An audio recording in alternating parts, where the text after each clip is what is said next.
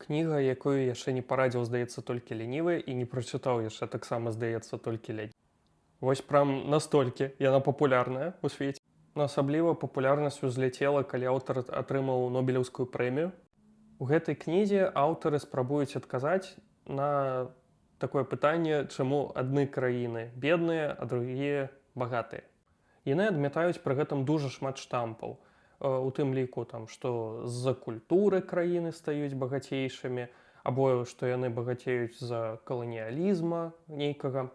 Не, яны перш за ўсё распавядаюць пра тое, як краіны багацеюць дзякуючы дэмакратычным інстытутам. І праводзяць яны дужа шмат пераконлівых доказаў з пасыланнем на гістарычныя прыклады.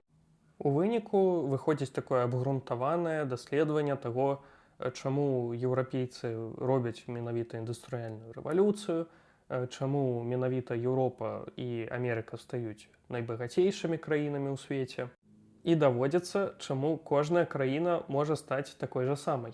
Называецца яна «Why Nations Fail» або «Чаму нацыі занепадаюць».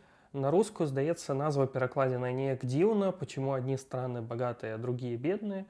Але калі у вас ёсць магчымасць знайсці гэтую кнігу, то дужа раю.